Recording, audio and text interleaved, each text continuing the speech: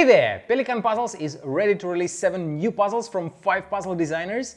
The release will happen next Friday, 3rd of June at 10 AM Czech time. If you want to know what will be in the next release, watch my video till the very end. And I'll start my review with the tiniest puzzle in this release. The name of it is Time for Tea. It was designed by Alexander Majoric from Slovakia. And this puzzle was made using 2 different types of wood, maple and purple heart. It is a very small puzzle. The length of the side is only 4 by 4 centimeters and the thickness is something around 1.6 or 1.7 centimeters. So it is probably one of the tiniest puzzles ever released by Pelikan. This puzzle has 5 parts, 4 T-shaped pieces and the frame, and the goal is to remove all parts from the frame and then put them back inside the frame. But as soon as you start solving the puzzle, you will find that that is not the entire shape of the pieces, since all of them have a small part hidden inside and it makes the leg of the letter T a little bit longer, as you can see. But there is one piece that has this hidden part going not down but to the right. So it makes it 3 completely different pieces and one a little bit different shape. I think it's a very beautiful puzzle. It looks very fragile, so if you buy one, you have to keep it in a safe place so no kids can ever touch this beautiful puzzle. The name of the next puzzle is 4 Mirror 1. It was designed by Asanori Yamamoto and this puzzle was made using 2 different types of wood, Wenge and ash. The 4 Mirror 1 has 5 parts, 4 T-shaped pieces and a frame, and the goal of the puzzle is to take it apart and reassemble it again. If you take a closer look at the parts, you will find that all of them are exactly the same and they look exactly the same from both sides of the puzzle. If you flip it, it looks completely the same. But the pieces are connected, so this T-shape and this T-shape are connected together in this spot and all other pieces have exactly the same shape.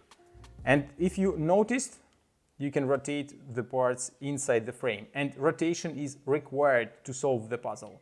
Without the rotation, it will be impossible to figure out the way how to solve it, how to remove the pieces from the frame. It is quite a tricky puzzle. I already solved it and I enjoyed solving this one. The next puzzle was also designed by Asanori Yamamoto. The name of it is One Flower. It was made using 2 different types of wood, paduk and garapa. This puzzle is very similar in style to the previous one, also from Asanori Yamamoto. We have 2 pieces and a frame, and the goal here is to remove the pieces from the frame. As you can see, the puzzle looks exactly the same from both sides, and the pieces look very similar, but they are not exactly the same, since both parts of the pieces on both sides, they are connected in different spots. So, for example, this piece is connected in this spot, both parts connected together, and this one is connected in this part.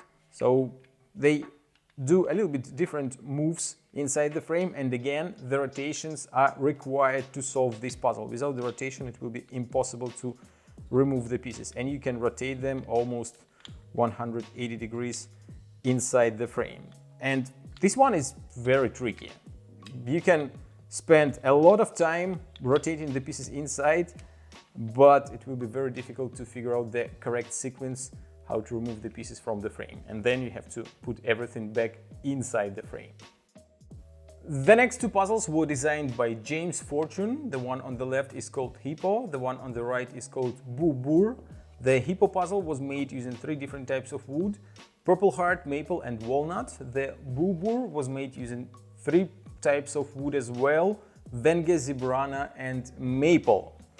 The reason why I show you both puzzles is that they look very similar. They look exactly the same. The only difference is the choice of wood, but they are completely different. This one has a small hippo inside and you have to take the puzzle apart, remove the hippo and then assemble everything back inside. But this one has a ghost inside, which in my theory is also a hippo, but after the hippo died, and then it became a ghost. That's why I show you these 2 puzzles together. This is the Hippo and this is the Hippo Afterlife puzzle. What's interesting about the shape of these puzzles is they are unusually small for such type of puzzles from Pelikan. Here is a turtle puzzle, and you can see how big is this one and how small is the Hippo puzzle. It looks like probably like 20 or 30% smaller than the regular puzzles of this style from Pelikan. But still, they look very nice, and I think that they look even better when they come together.